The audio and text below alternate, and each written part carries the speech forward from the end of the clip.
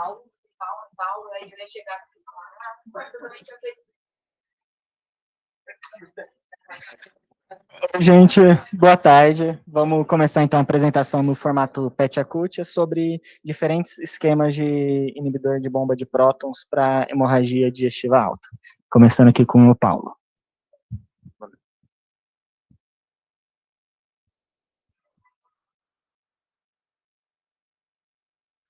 Bom, então começando o PET de hoje, eu vou falar desse trabalho que foi publicado em 2001 pelo grupo finlandês, que comparou duas doses diferentes de omeprazol, uma dose mais padrão versus um esquema de dose alta, no tratamento da doença ulcerosa péptica que está em sangramento ativo. Um estudo randomizado, controlado, duplo cego, que parte da ideia, a importância dele, é de que, pelo menos na casuística da época, tinha uma mortalidade relativamente alta, em torno de 18%. E com a taxa de ressangramento que também não era pequena, que chegava ali entre 1/5 a 1/4 dos pacientes acabavam falecendo. Então, isso daria a importância do tema. A gente já sabe, mesmo desde aquela época e até de um pouco de antes, que a terapia endoscópica teve um impacto muito grande no tratamento da doença ulcerosa péptica, na vigência do sangramento, mudando o desfecho tanto em termos de redução de abordagens mais agressivas como cirurgias, como também diminuição de transfusões sanguíneas, mortalidade.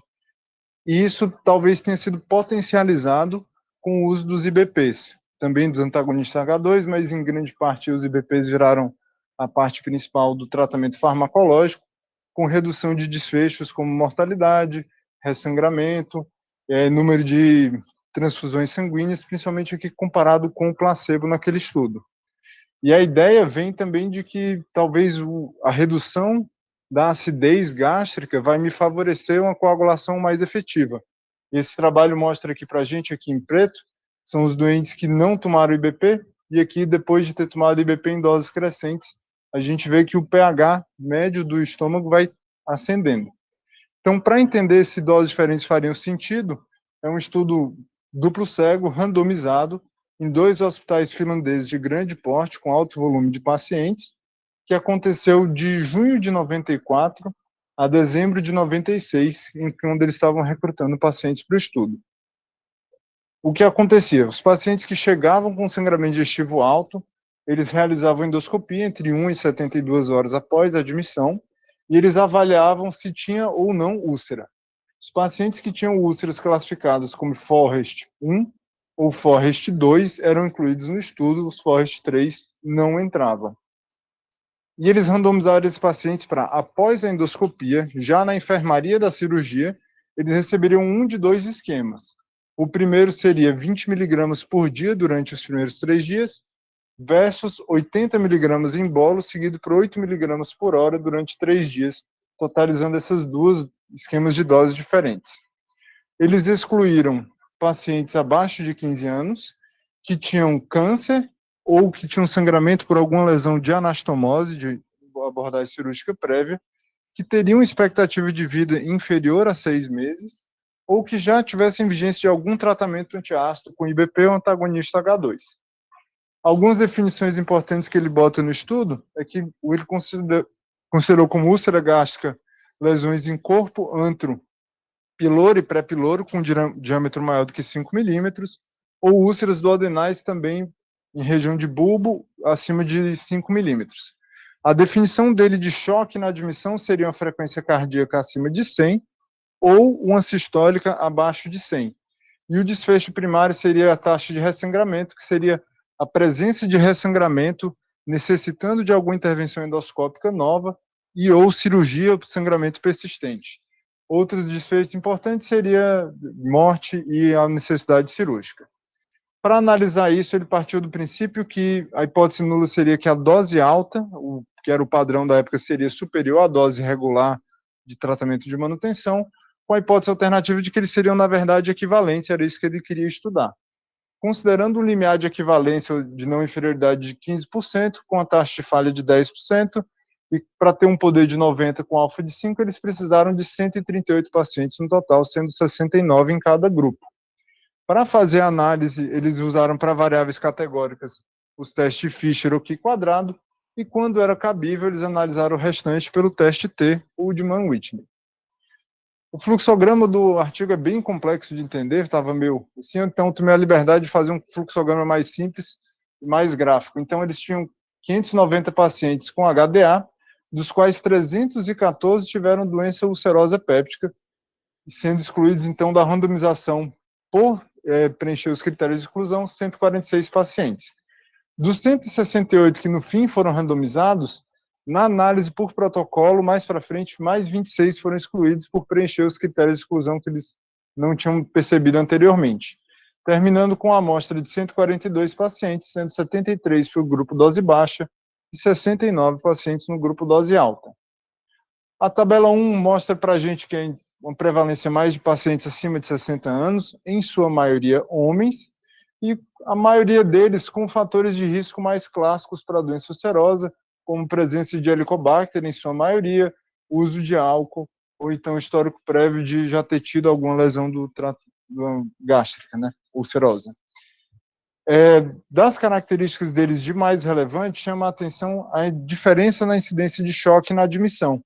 O grupo dose alta, 27,5% dos pacientes tiveram classificado como choque, versus 19%. Outras características relevantes não tiveram diferença estatística.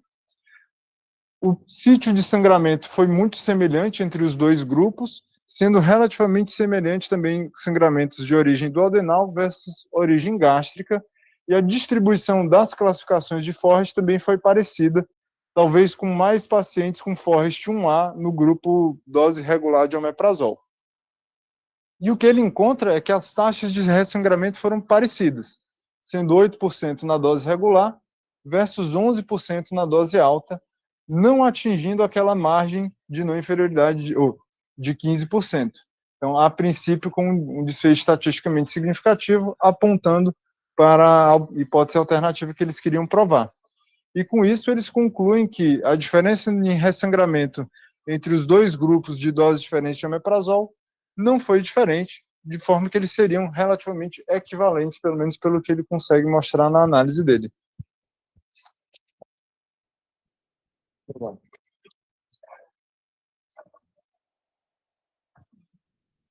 Agora eu Arthur, né?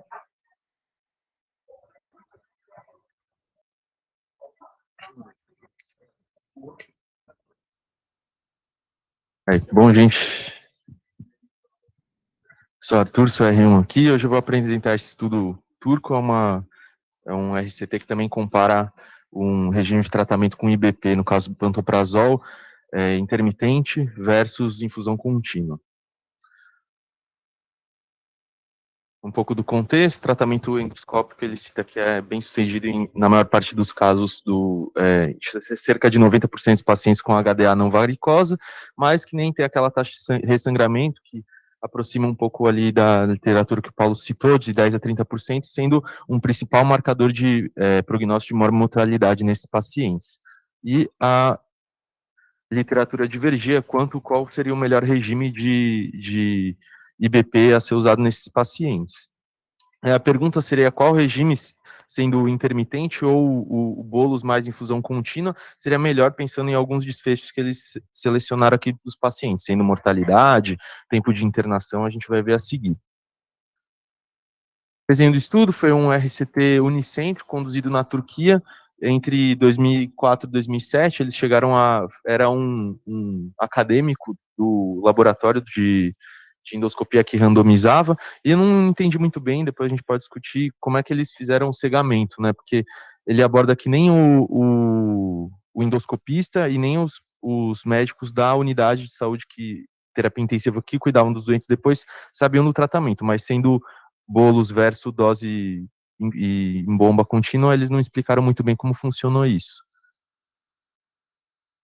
População, eles selecionaram pacientes com melena ou hematêmeses recentes, submetidos à endoscopia nas primeiras 12 horas da admissão. Então, era um serviço que recebia pacientes com HDA, e eles iam randomizar pacientes com sangramento ativo, babação ou vaso visível, que seria um Forrest 1A, 1B e 2A, e eles incluiriam os que fossem submetidos a uma terapia combinada, sendo a adrenalina mais a terapia térmica com Ritter probe ou utilização de clip. Os critérios de exclusão, eles excluíam gestantes, lactantes, pacientes plaquetopênicos, com cirurgia para tratamento de doença dispéptica prévia, com câncer terminal, com comorbidades severas que não explicaram exatamente quais, ou neoplasia gástrica com sangramento, ou os pacientes cujo sangramento cessou com apenas uma terapia simples ali na endoscopia. Então, eles iam ser divididos em 2 grupos, um grupo de infusão contínua, com bolos de 80 miligramas mais 8 miligramas por hora, totalizando uma média aí de 200 miligramas por dia de pantoprazol por 3 dias, e o grupo dose intermitente, 40 de 12 em 12 horas, somando 80 miligramas dias. Eles iam transfundir os pacientes com um concentrado de hemácia, caso tivesse melena ou hematêmese com estabilidade hemodinâmica, que eles definiram como menor aí, como uma sistólica menor que 90, ou se tiver preencher esse critério de hipotensão postural, ou se tivesse uma HB menor que 9. E os pacientes não recebiam nenhum IBP antes de fazer o tratamento endoscópico. Desfechos, eles analisaram ressangramento nas primeiras 72 horas após o tratamento endoscópico, sendo que ressangramento definido por episódio de hematêmese ou episódios repetidos de melena, uma queda de HB maior que 2 em pacientes com taquicárdicos maior que 90, uma queda de PA ou a queda de PA em ortostase. Todo o ressangramento ia ser confirmado por endoscopia, e daí, caso tivesse o sangramento, ia fazer uma outra terapia de resgate numa endoscopia nova, e caso falhasse, eles iam ser encaminhados para cirurgia de urgência. Outros desfechos que o estudo viu foi tempo de internação hospitalar, necessidade de transfusão e necessidade de cirurgia de urgência. Análise estatística, iam usar o teste U de Mann-Whitney para as variáveis contínuas e o Q quadrado para variáveis categóricas. De resultados, eles não têm um flowchart no estudo também. Eles tiveram 329 casos de HDA, sendo que os Forest 2B, 2C e Forest 3 acabaram saindo, não foram randomizados. Em 7 casos, a endoscopia falhou como terapia inicial, foi direto para a cirurgia, e 41 pacientes cessou o sangramento com uma terapia única. No final, foram 99 pacientes randomizados, 49 para o grupo de IBP intermitente, 50 para o IBP contínuo, com 2 excluídos perderam segmento, né, porque infartaram e foram transferidos para uma UCO deles lá. Aqui tem a nossa tabela 1 do estudo. Se vocês prestarem atenção, os grupos são basicamente homogêneos, assim. Não teve nenhuma diferença estatística quanto à idade ou fator de risco. Talvez tenha tido um pouco no grupo de pantoprazol contínuo. Ai, caramba.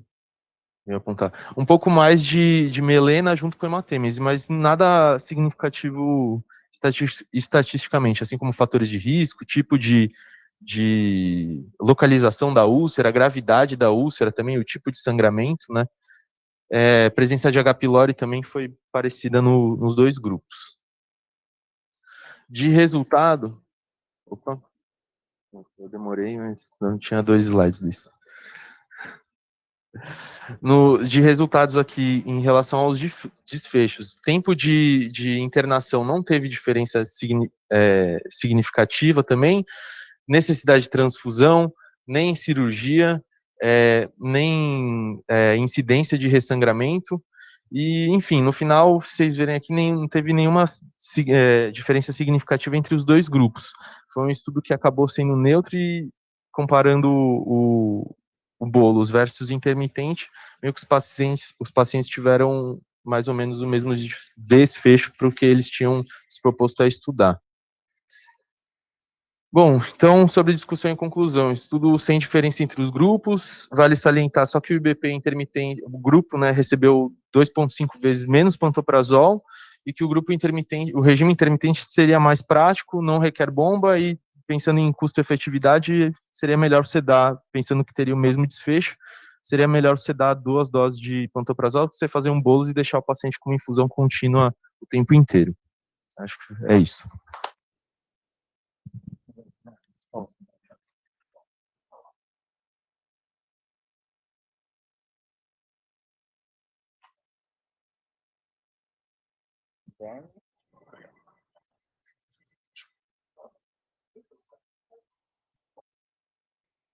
Bom dia, eu sou o Guilherme, R1 aqui também.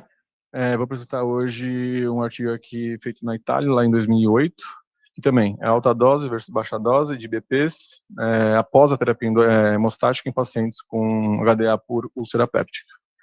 Então, a gente sabe lá que naquela época tinha essa duplo tratamento por endoscopia e também farmacológico, que poderia ser feito tanto pela dose padrão, de 40 miligramas em bolos uma vez ao dia, por 3 dias, e a alta dose, 80 miligramas, EV, em bolos, mais a contínua de 8 miligramas por hora por 72 horas.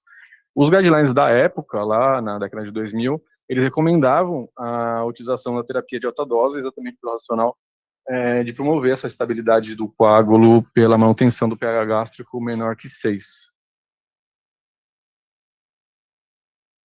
No entanto, como vi os artigos prévios aí, que a maioria dos trials dessa mesma época falavam que não tinha superioridade a terapia de alta dose em relação à terapia padrão, por assim dizer. O racional aqui do estudo foi qual a melhor terapia com maior eficácia para a prevenção de ressangramento, só que nesse estudo ficou essa diferença em pacientes de alto risco. E também tentou-se fazer, em relação aos outros estudos, um N um pouco maior, e também a questão de ser multicêntrico com maior diversidade aí de manejo de HDA. Então, o estudo foi um RCT multicêntrico, prospectivo, duplo cegro, foi realizado em 11 centros hospitalares italianos, durante um período aí de outubro de 2004 até março de 2007. 1.425 pacientes foram avaliados, e dentre eles, 482 pacientes foram randomizados. Em relação à população, os pacientes elegíveis aí foram os pacientes que estavam com HDA ou tinham uma história clínica de hematêmese e homelena menor que 24 horas, e critérios de inclusão foram Forrest de 1A até 2B, e também tinham que ter alto risco para ressangramento, que foram avaliados pelos critérios de Rockwell maior ou igual a 6. Aqui eu trouxe os critérios originais do Rockwell. Em relação ao estudo, teve algumas diferenças, principalmente em relação à idade, que aí ele pontuou de maneira diferente. No estudo foi maior que 70, menor que 70. O diagnóstico eles excluíram dos critérios, e esse sinais de hemorragia recente também não foi avaliado. Então foi um Rockwell aí meio que modificado no estudo. Os critérios de exclusão foram úlceras com característica de malignidade, pacientes com múltiplas comorbidades, Forrest acima de 2B por não ter essa terapia aí, endoscópica necessária, coagulopatia grave, necessidade de anticoagulação permanente e pacientes que receberam MBP antes do tratamento endoscópico. Em relação à intervenção, foi a alta dose de BP, foi omeprazol ou pantoprazol, aquele esquema de alta dose que eu falei anteriormente, foi assegurado duplo cego com um bolo de solução salina no segundo e no terceiro dia. Em relação à comparação, foi o esquema padrão, tanto omeprazol quanto pantoprazol, assegurando aí o duplo cego com uma bomba de infusão contínua com uma solução salina. E após o terceiro dia de terapia, IBPVO 2 vezes ao dia até a alta hospitalar. Em relação aos desfechos, o desfecho primário foi a ocorrência intra-hospitalar de ressangramento, diagnosticado na repetição da endoscopia. Em relação aos secundários, foi cirurgia, transfusões sanguíneas, a permanência hospitalar e a mortalidade. Aqui está o flowchart do estudo. 1.425 pacientes foram avaliados, foram excluídos malodrivais, úlceras malignas, entre outros. Acabaram sendo randomizados 482, indo para o grupo de alta dose 238 e o padrão 236 pacientes. Em relação à análise estatística, foi um estudo de superioridade. O desfecho primário foi analisado por quadrado de Pearson, secundário para contínua TST e discreta Fisher. A probabilidade calculada de ressangramento para o estudo foi de 13,2%, e o tamanho da amostra estimada foi de 470 pacientes, 235 em cada grupo, para um poder de 80% e um alfa de 0,05. Aqui estão as características do paciente, percebe que também uma idade média aí acima de 65 anos. Em relação à instabilidade hemodinâmica na apresentação, os pacientes no regime padrão apresentavam-se com mais pacientes instáveis, e também com mais pacientes que tinham aí comorbidades mais severas. Os fatores de risco também, como foi dito pelo Paulo, era bem prevalente os GINES ou aspirina. A maioria dos achados aí na endoscopia foi Forrest 1B e 2A, tá? E aqui em relação aos desfechos, percebe-se que houve maior taxa de ressangramento nos grupos de alta dose de IBP em relação ao regime padrão, mesmo assim não tendo diferença significativa. Dentre todos os fatores avaliados, a única que teve diferença significativa foi a permanência hospitalar, que a terapia de regime padrão teve mais tempo no hospital em relação à terapia de alta dose. Então não teve diferença significativa em todos esses critérios avaliados: ressangramento, o tipo de terapia endoscópica, se foi mono ou dupla, ROC é o menor que 6 ou maior que 6, mortalidade, o tempo até o ressangramento, a maioria ocorreu em 72 horas após a endoscopia, e a permanência hospitalar foi o que teve a diferença significativa. Em relação ao desfecho primário, a taxa de ressangramento da alta dose ficou entre 11% e 8%, a padrão entre 8,1%, e ficou aí aproximado com a taxa esperada. Os desfechos secundários. A maior permanência hospitalar no esquema padrão se dá talvez pelas características desse grupo de pacientes, que eram mais estáveis, mais comórbidos, e então não se percebe vantagem em utilizar o esquema de alta dose em relação a todos os desfechos secundários propostos. Talvez não seja necessário manter esse pH gástrico menor que 6, principalmente porque foi visto muito mais in vitro do que em vivo. Em relação a características dos pacientes, o uso de monoduploterapia, diferentes maneiras de HDA, talvez seja um ponto positivo aí para o estudo, para avaliar qual é o melhor regime. E foi visto também que os pacientes cronizados por H. pylori respondem de maneira diferente ao IBP. Alguns pontos aí negativos período curto de acompanhamento, que somente foi intra-hospitalar, sem acompanhamento após a alta hospitalar, principalmente nos primeiros 30 dias. Teve esse uso de 2 tipos de BP, de maneira não randomizada, e o estudo foi dirigido apenas para uma causa da HDA. A conclusão do estudo fica que a infusão contínua de BP pode ser substituída pela bolus, uma vez ao dia em baixa dose, com uma redução aí de custos sem aumento de risco de ressangramento nesse grupo aí estudado.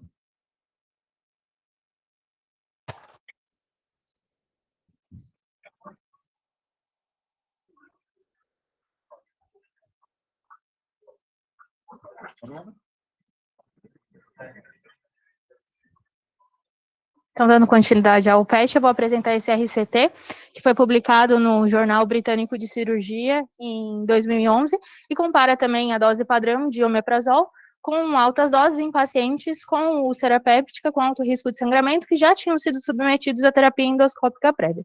Bom, como todo mundo já falou de background histórico, a gente sabe que a úlcera péptica tem alto risco de ressangramento, principalmente nas primeiras 48, 72 horas, e se acreditava que o mecanismo homeostático para controle desse sangramento tinha muita relação com o pH gástrico. Pensando nisso, seria bom investir num bloqueio, numa alcalinização desse pH gástrico, E aí é onde começam os estudos em relação aos IBPs e os antagonistas de H2. E nesse caminho, os IBPs se mostraram muito superiores aos antagonistas de H2, que não conseguiam exercer um bloqueio, uma neutralização de pH tão expressiva em comparação ao IBP. Mas ficava sempre a dúvida, quanto de IBP seria utilizado. Aí a gente tem os primeiros estudos que mostravam que uma infusão endovenosa, esse estudo, na verdade, até mais recente, do New England de 2020, mostrava que a infusão endovenosa de altas doses de omeprazol ia exercer um impacto significativo na taxa de ressangramento. Mas continuava o questionamento: será que eu preciso de altas doses ou é só o fato de eu estar infundindo IBP? O próprio estudo traz uma meta-análise realizada em 2005, antes da publicação desse estudo do Jornal Britânico, apresentado no Jornal Britânico, que mostra realmente que os IBPs em altas doses diminuíam o ressangramento, necessidade de cirurgia e mortalidade, mas que já havia uma tendência de que IBPs sem altas doses também era capaz de fazer isso. O problema é que nessa época que foi feita a meta-análise, não tinha nenhum grande estudo para realização de comparação direta, então a meta-análise não fez essa comparação. E aí o estudo traz outras análises menores, inclusive o estudo do Paulo, que justificava que a dose padrão poderia sugerir, sim, um bom controle desse ressangramento, mas ele traz algumas críticas, que eram amostras pequenas, que tiveram altas taxas de ressangramento, que foram incluídos pacientes com baixo risco de ressangramento com úlceras forte B e C, Bom, a partir daí surge a pergunta do nosso estudo, que visava avaliar a equivalência de infusões de omeprazol em dose padrão em comparação a altas doses, como desfecho primário a redução do risco de ressangramento. Eles consideraram como ressangramento paciente que apresentavam hematêmese, ao choque, ou queda de 2 pontos de HB depois de receber hemoconcentrado que elevasse o HB acima de 10. E como desfecho secundário, eles avaliaram a necessidade de cirurgia, duração de internação e mortalidade intra-hospitalar. E a população avaliada eram pacientes com úlceras pépticas que tinham estigmas de alto risco, que a gente vai ver depois que era classificado pelo Forrest, e que já tinham sido submetidos à terapia endoscópica.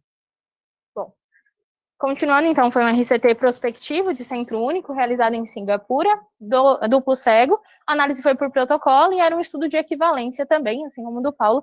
E a amostra estimada foi em 63 pacientes por grupo, considerando perdas, violação, para ter um poder de 0,05 e um limiar de equivalência de 0,16. A partir daí, eles classificaram todos os pacientes que tinham sangramento no hospital, a partir da classificação de Forrest, e todos eram submetidos a tratamento endoscópico, seja com adrenalina, com clipagem, ou mesmo com cautério, né? E se o sangramento fosse controlado por endoscopia, eles iam direto para a cirurgia. Os pacientes... Ai, espera que eu saí de novo. Como critério de inclusão, foi elencado pacientes que eram considerados adultos, né, acima de 21 anos, que tinham sido submetidos a ED em menos de 48 horas na admissão, que não tinham cirurgia nem nada para dizer que aquela úlcera era maligna. Eles, na classificação de Forrest, eles levaram em consideração só aqueles pacientes que tinham sangramento ativo, em jato, em babação, ou vaso visível, ou coágulo, né, que até o Forrest 2B. E critério de exclusão eram pacientes com disfunção hepática, gestação, lactação, a malignidade que a gente já sabia, e também pacientes que tinham feito uso de alguma medicação que poderia interferir no uso do IBP. Depois disso, os pacientes do grupo intervenção, então, respondendo até a pergunta da Paulinha, né, a mesma coisa, o controle era fazer a dose alta. Os pacientes com grupo intervenção, eles recebiam 40 miligramas de bolos uma vez ao dia e eram continuados com a solução salina simples, placebo, de 72 horas. Receberam um total de 120 miligramas de 72 horas e, após esse período, eram mantidos com omeprazol 40 miligramas ao dia. E o paciente do grupo intervenção recebeu 80 miligramas em bolos, depois eram mantidos com a velocidade de infusão de 8 miligramas por hora por 72 horas, também com bolos de placebo diário para comparar com o grupo anterior, e recebiam um total de mais 650 miligramas de omeprazol, com a mesma dose de manutenção por 4 semanas, depois desse controle inicial. Foram levantados no total 1.243 pacientes, com uma perda bem importante. A maioria dos pacientes foram excluídos porque tinham úlcera Forrest 2B, ou 2C, na verdade, ou 3. E aí eles conseguiram o N esperado, né, o N levantado, 63 pacientes por grupo. As outras perdas não foram tão significativas, mas diz muito a respeito do que eles falavam mesmo de uso de medicação, hepatopatia ou coisas do tipo. Comparando os dois grupos, eles eram bastante similares entre si, não tem nada que chama muita atenção. A distribuição pela classificação de Forrest era um pouco diferente, mas ainda assim não tinha nada muito grosseiro, a menos levando em consideração que a distribuição dos 2Bs, que era sem sangramento ativo 2A e 2B, era um pouco mais desproporcional, tendendo para o grupo de omeprazol em dose padrão. Os resultados também não tinham sido apresentados numa tabela própria do estudo, mas eles mostraram uma taxa de ressangramento maior em quem recebeu uma dose padrão, com uma redução de risco de 13%, intervalo de confiança que não cruzava o zero, então eles consideraram isso como a favor da alta dose, né? Como não justificando uma equivalência entre a dose padrão e a alta dose. Nos desfechos secundários não teve nenhuma diferença significativa entre eles, nem para efeitos colaterais do uso do omeprazol em altas doses, nem para tempo médio de internação, cirurgia ou mortalidade. Dito isso, o estudo concluiu que neste estudo, nessa população em Singapura, a dose de omeprazol, a dose padrão, né, foi inferior ao regime de alta dose na prevenção de ressangramento, e também não houve diferença em desfechos secundários. Ele até questiona se o fato de ser uma população pequena não poderia corresponder a um falso negativo, e ele reforça como característica positiva do estudo que foi limitado a grupos de alto risco de ressangramento, e não todo mundo, né?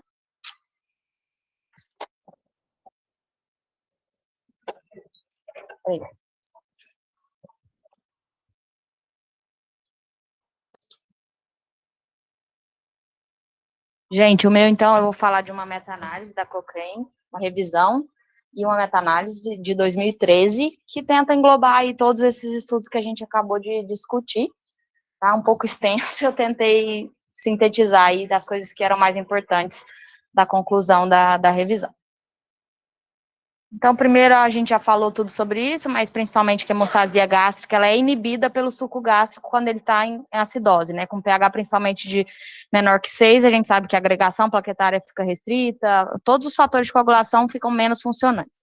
Na revisão prévia, aquela de 2005, tinha mostrado uma redução de ressangramento e necessidade de intervenção cirúrgica quando comparado o IBP com o anti-H2. Então, partindo desse momento, a gente já sabe que o IBP é bom para sangramento seroso e que o IBP é melhor do que o anti-H2. O objetivo da meta-análise é comparar o efeito de diferentes doses e das vias de administração, tá? O desfecho principal era mortalidade em 30 dias, mas tinha algumas outras análises, de resangramento, intervenção cirúrgica, outros tratamentos endoscópicos, tempos de internação, transfusões e eventos adversos.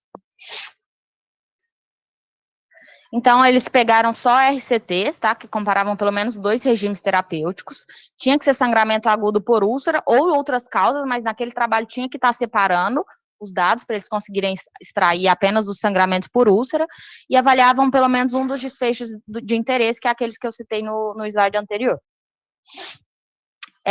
Os estudos foram categorizados conforme a dose total das doses nos primeiros 3 dias. Então, estudos dose baixa, que é aqueles que englobavam quem recebeu menos que 120 miligramas por dia em 72 horas, que é o omeprazol 20 de 12 em 12, dose média de 120 a 600 e dose alta 600 ou mais em 72 horas, que é o esquema de altas doses que a gente vem estudando até agora.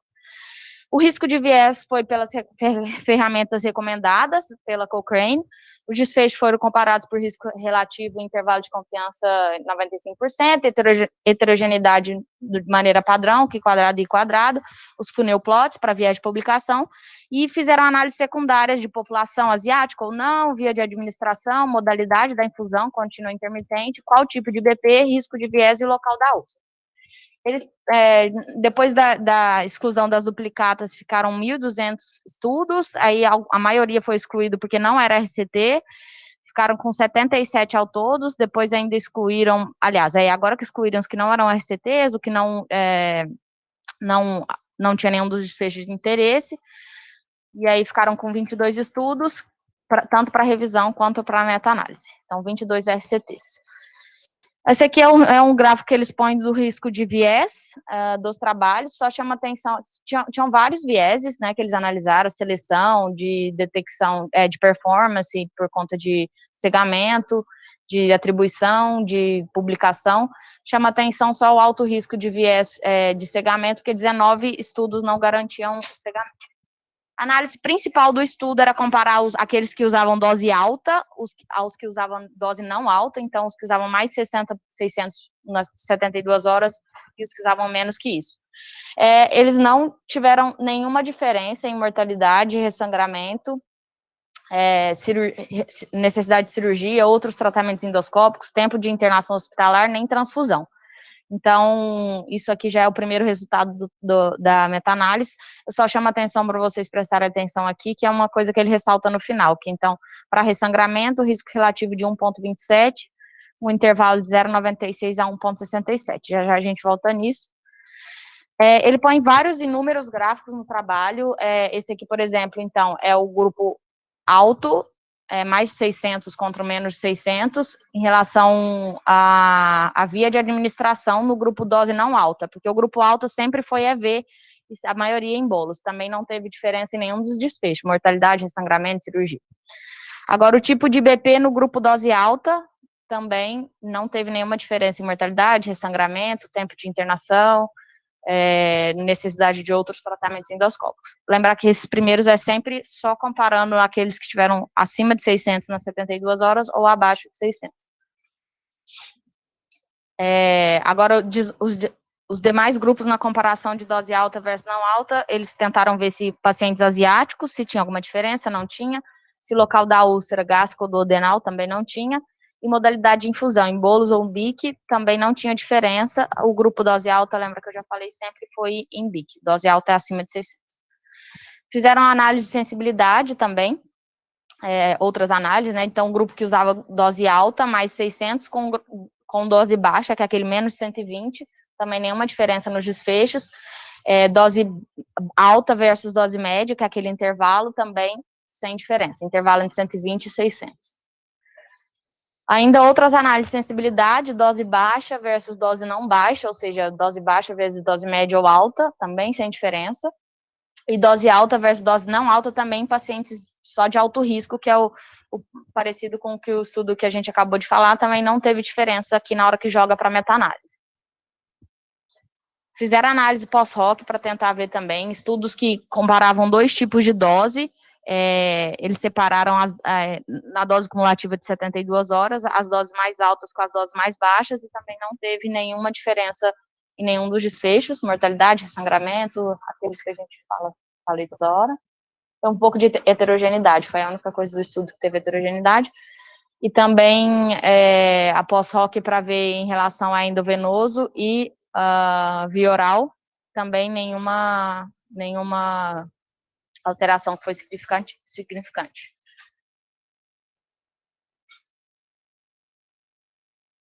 Fizeram uma meta-regressão com a análise de todos os resultados, e também não teve nenhum achado significante, tanto na meta-análise univariada quanto na multivariada. Tudo desfecho neutro. A discussão, então, para a principal análise, que foi o estudo desenhado, para dose alta versus dose não alta, tanto para o desfecho de mortalidade, ressangramento, cirurgia e necessidade de outras abordagens endoscópicas, o autor considerou uma qualidade de evidência baixa para ser um desfecho neutro e não fazer diferença mesmo. E para internação hospitalar e transfusões, uma qualidade de evidência moderada para desfecho neutro.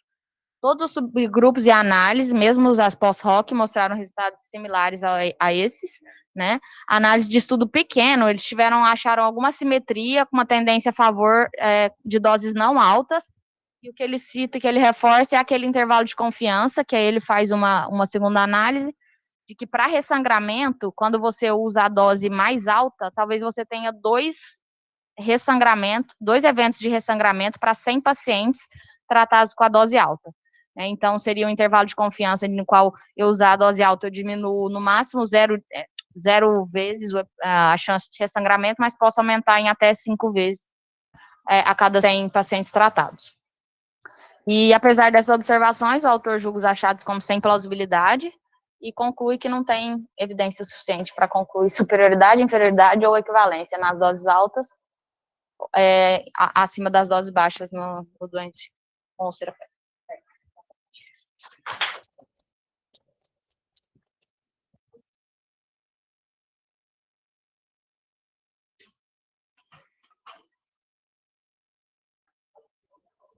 E aí, galera, quem que apresentou que pode juntar um pouquinho, falar o que entendeu, o que gerou de conclusão aí?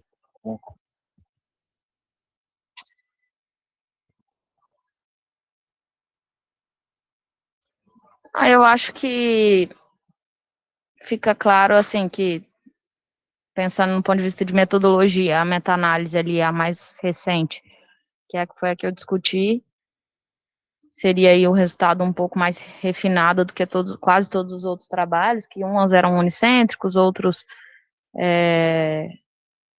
acho que era só um unicêntrico, na verdade, né? Enfim, eu acho que todos tinham alguma questão também metodológica.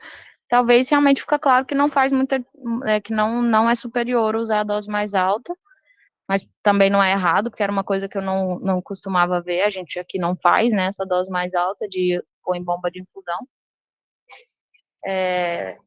Mas acho que pensando nisso, que do ponto de vista de eficácia é igual, eu acho que a gente fica mais seguro de não ficar dando doses tão altas, pensando em custo-efetividade, em recurso, usar a bomba de infusão, e talvez expor o paciente com doses menores, você vai expor, eu acho que ninguém de nós acabou falando dos por que estudar doses menores, né, que tem os efeitos colaterais e alguns riscos teóricos, principalmente do uso de BP na UTI ou em qualquer outro lugar.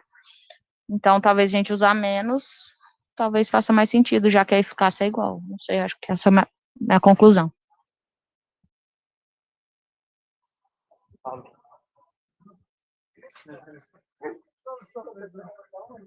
Não, tava olhando pra Paula, concordando com tudo, pô. Tá aqui. Exato, apoio moral. O que você fez foi reforço negativo. Não, mas eu concordo com a Paulinha, assim, acho que a gente tem evidência para dizer que talvez fazer alguma coisa é melhor do que fazer nada.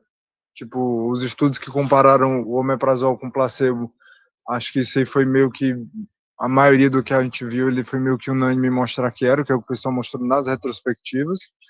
Mas aí fica a dúvida se realmente diferenças de doses têm algum impacto palpável, né? A impressão que passa vendo um pouco disso tudo é que meio que você deu alguma coisa e isso foi suficiente, talvez ficar inibindo não vai fazer que vai ficar hiper inibido a produção de ácido a um ponto que vai ter benefício. E até porque, assim, boa parte dos desfechos foram ressangramento, que é um desfecho que é razoável, até acho assim, não é o desfecho que a gente mais gosta de mortalidade, tudo, mas se parar a pensar, o doente sangrar é sempre ruim por várias coisas, né? Mas, em parte, por exemplo, da metodologia do meu trabalho, parte do ressangramento era o cara olhar com a endoscopia de novo em 72 horas e ver se estava sangrando ou não. O que eu tenho dúvida até que ponto são desfechos tão centrados no paciente assim, porque às vezes é um sangramento pequeno que vai cessar espontaneamente, também não vai ter tanta diferença para ele. Então, acho que na minha cabeça fica mais tranquilo de que não precisaria dar tanto omeprazol assim para os pacientes. E se ele está coberto de alguma coisa, ok. E talvez não precisa ter tanta pressa e desespero, que a gente geralmente vê. Chegou a HDA, antes de tudo tem que entrar um omeprazol, que o omeprazol vai salvar a vida. E acho que não, né? Acho que a gente que lida um pouco mais com isso tem a noção de que remédio geralmente não resolve sangramento, né? Se é um sangramento de grande monta e tudo, não é a droga que vai fazer a diferença. Você tem que clipar aquilo ali, você tem que operar, você tem que fazer alguma abordagem mais mecânica.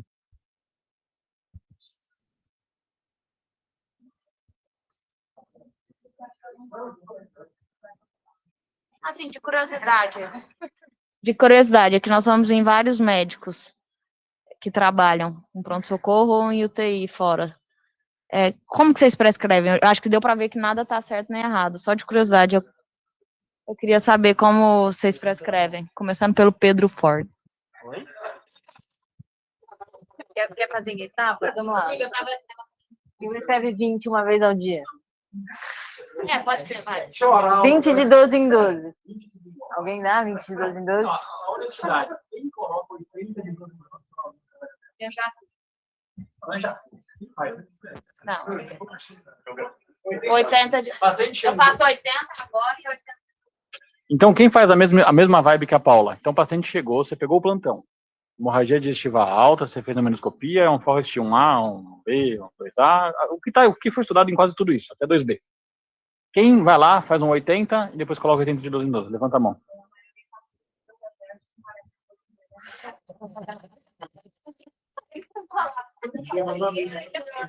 Vocês, ninguém mais coloca 80 de 12 em 12? Ninguém tem o braço quebrado, levanta a mão quem faz. Então, a gente tem 1, 2, 3, 4, eu conto 5, 6, você não faz também?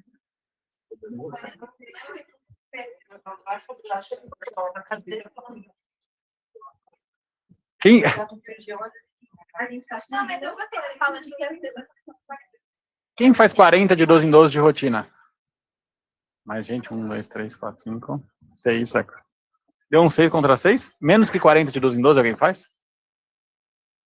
Mas o estudo tinha até menos que 40 de 12 em 12. Tinha 20 de 12 em 12. Foi o primeiro. Não, e na meta-análise, 20 de 12 em 12. Não teve diferença. Na meta-análise, 20 de 12 em 12 também não, pelo visto, não foi tão ruim, né?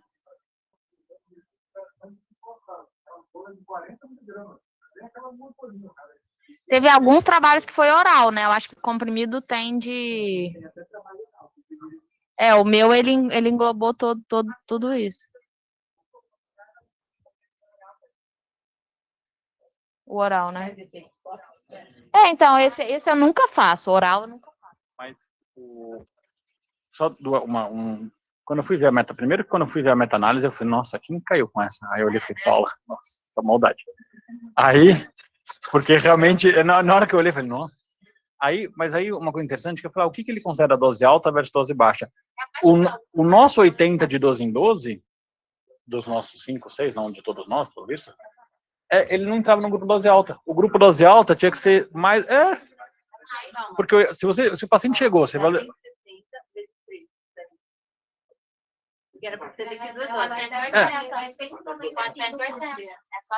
Ele chamava acima de 600. Ele caía no intermediário, mas o que na minha cabeça... Alta era 80 de bolos e infusão contínua de 80 mg hora por 72 horas. Isso. Então, assim, mas até quando eu fui ver na meta-análise, para ver se isso chegava próximo Pô, a meta-análise talvez chegue mais próximo do que eu vou fazer na minha vida, ou da avaliação. Acho que a dose alta eu nunca faria, porque toda vez que a gente acaba fazendo isso, deixa 80 de 12 em 12, e isso cai no grupo intermediário.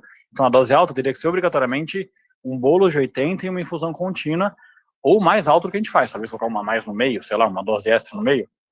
A questão da infusão contínua, que eu não sei se você já ouviu isso, a questão da estabilidade da droga. Então, a depender da droga, a depender do serviço, a depender de como tem a questão de que ela vai ser armazenada ou prescrita, ela nem é estável. Então, se você quiser prescrever 8 miligramas por hora, montar um sorão, né, não há em todo lugar que vai ser possível. Pantoprazol ou omeprazol, então isso pode diferir. Então, acho que até se a opção for por isso, tem que pensar se no serviço isso cabe. E aí, a primeira vez, eu lembro que eu fui li o estudo, e eu fui falar, então vou fazer a dose equivalente de bolos, porque aqui não podia fazer infusão contínua no HC. Aí dava 40 de 5 em 5. Eu falei, mas 5 em 5, né? Porque para dar a mesma dose tinha que ser de 5 em 5. Aí eu falei, putz, e como é que fica? Aí virou 40 de 6 em 6. Aí alguém falou, então dá 80 de 12 em 12. Aí, pá, 80 de 12 em 12. No fim, essa foi a aproximação que chegou na minha conduta, que meio que ficou enraizado para sempre. Na meta-análise é isso. E se for ver a questão de dose mais baixa, o primeiro estudo do New England de comparar com placebo, que é de 97, era 20 miligramas por 3 dias, oral, versus nada. E ele já baixou, tipo, de 20 para 10% um monte. Aí o de 2000, que é aquele que a gente mais cita, era essa dose alta, com bolos, EV em contínuo, que ele abaixava de 36 para 8%, não me lembro exatamente quanto, versus placebo. Não sei se eu falei errado, desculpa. Mas então, assim, ou seja, o primeiro estudo, o RCT, para comparar com placebo, era oral. Então, oral até que era viável. Uma pergunta que eu me fiz, assim, quando eu estava pensando nisso, qual que é a premissa? Não, de dose alta. Porque, ou contínuo, ou dose alta, por que com 40 não funciona? O que partilha de premissa? Assim, acho que todo mundo tem isso meio na cabeça, mas quando você vai estudar, tipo, qual que seria a premissa? Assim?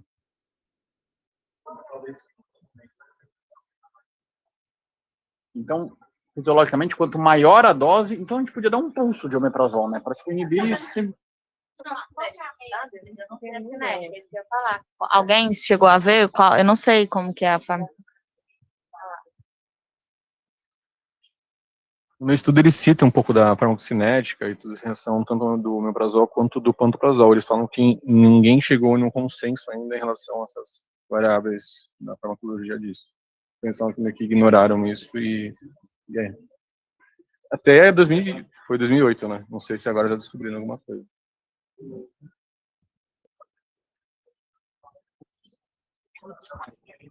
Para mim aqui, hoje também. Porque eu pensei, quando eu pensei, eu falei, putz, vai ser isso, eu pensei uma coisa, qual que é a premissa? Bom, então talvez se eu der muito mais omeprazol, eu consigo inibir mais a produção de ácido, e aí talvez eu vou corroer menos a úlcera. Aí eu falei, bom, mas até onde me lembro, o omeprazol, por si só uma dose única diária, que a gente dá para os pacientes no ambulatório, ele já chega muito próximo ali, depois a longo prazo, de você conseguir inibir mais de 90%. Então, por que seria diferente? Aí eu fui ler, o primeiro estudo que eu fui ler foi o do Paulo, que foi o primeiro estudo. Aí no primeiro parágrafo ele já coloca de que a questão, tem a questão do pH com relação à hemostasia. Aí eu falei, me pegou nessa. Eu não tinha parado para pensar que plaqueta talvez na acidose. Aí você lembra, não, mas no trauma tem a tríade letal. Então, é verdade, era para eu saber isso. Aí ele cita lá uns 3 estudos. Aí eu falei, deixa eu dar uma olhada nesses 3 estudos que ele está citando como isso. Nenhum deles comparou pH com dose alta versus dose baixa. Nenhum dos 3 estudos que ele cita. Ele cita de quando o paciente não toma nada versus tomar omeprazol, e o pH muda. Aí você fala, sacanagem. Então, em nenhum dos estudos, diretamente uma comparação de dose mais alta versus dose baixa. Então, mesmo a premissa, eu não sei se ela é real. E o que ele coloca, e aí realmente aí achei alguns de farmacocinética, de que quando você dá, por exemplo, a dose via oral, ao longo dos dias, ele vai inibindo progressivamente. Então, lá pelo 4º, 5º dia, que ele chega próximo daquilo que a gente busca no ambulatório. Que talvez se eu quero uma coisa mais rápida, talvez a dose EV, ele consiga atingir mais rápido. Então, acho que esse que é o racional. Só que agora fala assim, que se eu der o 80 por dia versus o 600 e não sei quanto por dia, vai ser muito diferente. Eu não encontrei muito disso, não. E aí, outra coisa que eu fiquei pensando, então se... Aí ele até coloca aqui, você vai ver que as plaquetas não vão ter nenhuma agregação com pH abaixo de 4. Mas então, antes do omeprazol, 100% devia morrer de úlcera, né? Porque se não tem nenhuma agregação, aí uma dúvida que eu fiquei. Porque aí acho que ainda na questão da premissa. Eu acho que a história se as pessoas não sempre morreram 100% quando sangravam, É porque se você pegar um paciente híbrido, que a maior parte dos estudos, como você quer ver pH, você pega uma pessoa que vai fazer uma endoscopia e vê o pH dela depois que ela faz o omeprazol, e vê como é que funciona, não necessariamente é o ambiente do paciente que sangrou. E a gente não faz isso no paciente que sangrou. Parece que maior que 7 em geral, né? O sangue. Sim, varia, já tivemos alguns um pouco mais baixos, mas em geral, talvez será que o próprio sangramento no coágulo que forma, ele não cria um microambiente favorável para aquilo? Eu não sei qual que seria um racional. Mas talvez a premissa inicial já não está super adequada para que o estudo seja para que seja óbvio que dose alta é melhor do que baixa. Então a premissa talvez já não seja ótima. E aí acho que aí todos os estudos realmente sim fazem sentido. E eu não achava que seria diferente, mas eu fiquei, ainda enfraqueceu mais ainda a minha premissa para minha dúvida pender mais para o 80 de 12 em 12. Desculpa, eu achava que os estudos seriam neutros ou não falariam a favor de alto ou baixo. Na minha cabeça eu tinha isso, porque isso é sempre, né, eu acho assim, a gente tem isso corriqueiro, de olha, não tem uma evidência de que alto. Mas eu esperava uma premissa mais forte, assim, de tipo, olha, não, a ideia é mais forte. E não é, então eu fico mais tranquilo em fazer doses baixas. Agora, outra coisa que eu fiquei pensando também, a questão de, desculpa o jeito de falar, meio pressão social. Quero não, também não achei nenhum estudo um grande evento adverso do omeprazol, né? E o SUP, que foi o maior de todos, também ninguém fez mais pneumonia, ninguém fez mais Clostridium, ninguém fez mais aspiração. Também não sei, assim, tem questão de custo, não vamos entrar nisso, que isso faz sentido. Mas assim, também fiquei na dúvida do quanto que valeria a pena o cara chama o da 20. Quando alguém fala assim, mas só 20 você fala, sim, 20. Tem evidência para 20. Então, eu não mudaria muito a minha conduta, acho que eu iria muito na vibe da Paula do já fiz 80, se tá... Tipo, eu tô lá na UTI e aí caiu o HB. 3 pontos, principalmente no INCOR. O último caso que eu lembro era no INCOR. Caiu, sei lá, de 11 para 9, ainda no exteriorizonado, paciente com DAPT, geralmente, muitas vezes até com anticoagulação também. Aí ele já tá com, lá todo mundo tem omeprazol. Aí eu bolo o Clexane, nesse caso, vamos supor, mas é final do dia. Aí eu vou lá e lanço mais um omeprazol, 40, sabe, tipo, antes de pedir endoscopia, antes de fazer tudo. Não sei se vocês fazem isso. Ah, que bom, obrigada.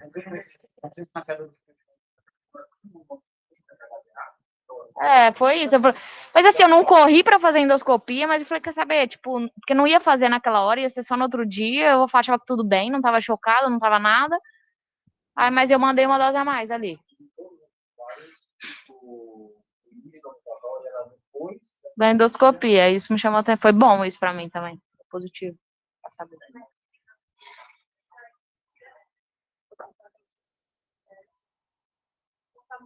Pode esperar aí depois da manhã. Ou tá muito instável, precisa estabilizar até receber a EDA. E a tendência é colocar antes mesmo da endoscopia. E a gente já sabe que não tem problema, não precisa ser feito em menos de 12 horas. Então. O estudo, inclusive, até você colocou, o importante não é remédio que vai fazer diferença, é mecânico. Até 24 horas, o trabalho do New England não mostra que faz diferença entre você fazer em até 6 horas ou até 24 horas. E a maior parte dos pacientes estava ali no 18 a 20. E a gente torturando o endoscopista usando o estudo claramente a favor dele, né? Porque é sempre assim, não é uma urgência, quanto é que tá o HB, então é sempre esse jogo. A gente quer que faça rápido, eu acabo dando também, até porque o omeprazol não tem grandes efeitos colaterais. Agora, se faz diferença porque tem uma coisa mecânica, eu não sei como tá. Né?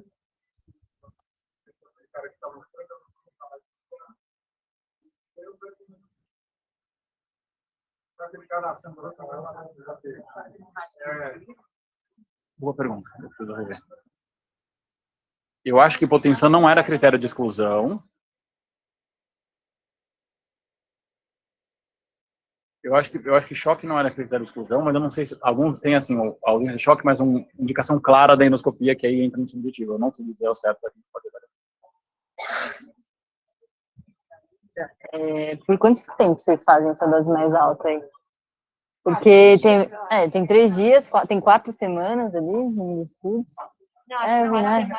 Para manter o omeprazol, Tá, entendi. Mas quanto tempo? Eu não sabia de resposta também. Não sei como eu fazia. Atualmente eu só sou plantonista, então é um dia só. E Eu acho que dá para deixar 3 dias e a partir do terceiro dia passar para a dose profilática.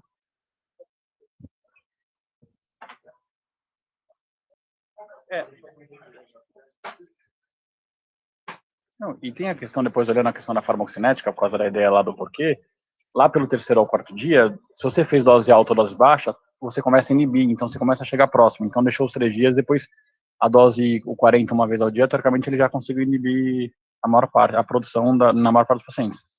E quando você coloca isso, como você vai ver esse estudo de farmacocinética, ele tem pacientes que conseguiram inibir um montão e o pH subiu acima de 6 e alguns que abaixo. Então, claro que a gente fala isso pela média. Talvez tenha doentes que se beneficiem mais ou menos, eu não sei dizer. Vai porque tem uma faixa, né? De quê? O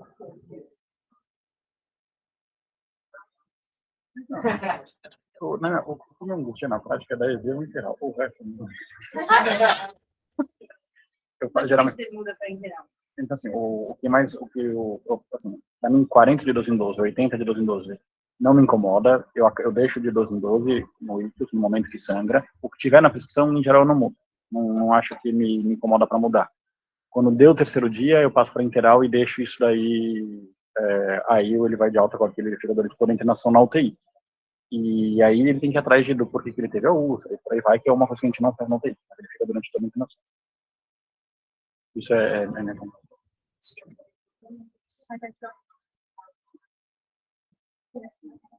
Não, eu não me preocupo com a absorção, na verdade. É possível tomar.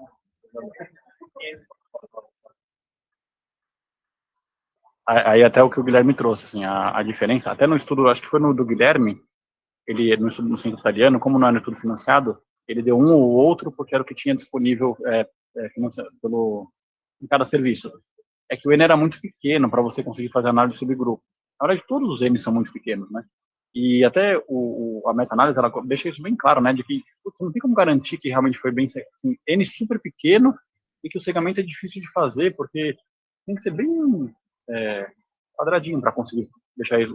E os estudos não deixam claro. Quando o estudo é quadradinho, ele deixa claro, porque isso vem do peixe, sabe? Quando você faz super direitinho, como você garantiu o cegamento, ou se você checou se o cegamento foi realmente adequado, você pode perguntar para a pessoa que grupo você acha que ele está, e você checa o cegamento ou não. Se eles não fizeram esse esforço, é porque talvez não tenha tido esse esforço, aí fica difícil saber. Então, nesse estudo aí, a qualidade é ruim, mas foi igual. Então, eu faria o que tiver disponível no serviço. Ambulatorialmente também é igual os tipos de prazóide, assim, não tem diferença.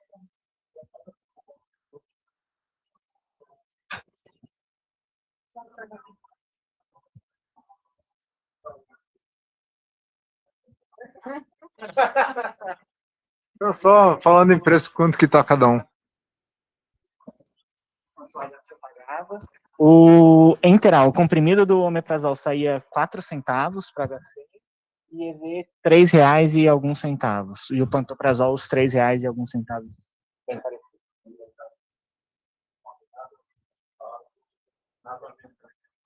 Uma porcentagem grande do custo do hospital, os IBPs, com medicamentos. Porque o carbapenêmico, por exemplo, era de 10 a 15 reais, sendo que fora é muito mais alto. Então, lembrar que o nosso custo ele é tudo mais para baixo, pelo volume de compra. E que o volume de prescrição é tão alto que, mesmo sendo uma coisa barata, ele tinha uma representatividade alta. Eu nunca chequei essa informação para saber se é real. E uma coisa que é interessante é o fato de que o omeprazol que a gente prescreve, não cabe nessa discussão de HDA, ele faz sentido, pelo amor de Deus, mas o omeprazol que a gente prescreve na UTI, 60% segue na enfermaria, nesse caso que a gente está discutindo deveria seguir, acho, até investigar a causa, mas os profiláticos, 60% segue na enfermaria, 40% vai para casa, do que a gente deu por dar na UTI. Então, o impacto que a gente faz na prescrição que sai do nosso cuidado fica. A mesma ideia que se a gente não der a torva, que eu fico enchendo o saco, ele não toma no ambulatório, porque a coisa se perpetua, o que você dá também se perpetua. Então, tanto o que você dá, quanto o que você não dá, se perpetua na prescrição do paciente.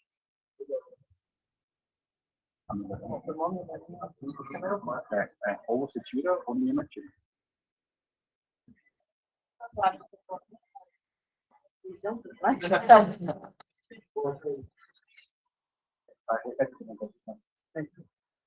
Vocês dão profilático para alguém? E se sim, para quem? Às vezes sim. E eu geralmente dou 40, mas tudo bem, se eu ver que tá 20, eu acho que eu não mudo também. Eu não sei de onde eu tirei isso.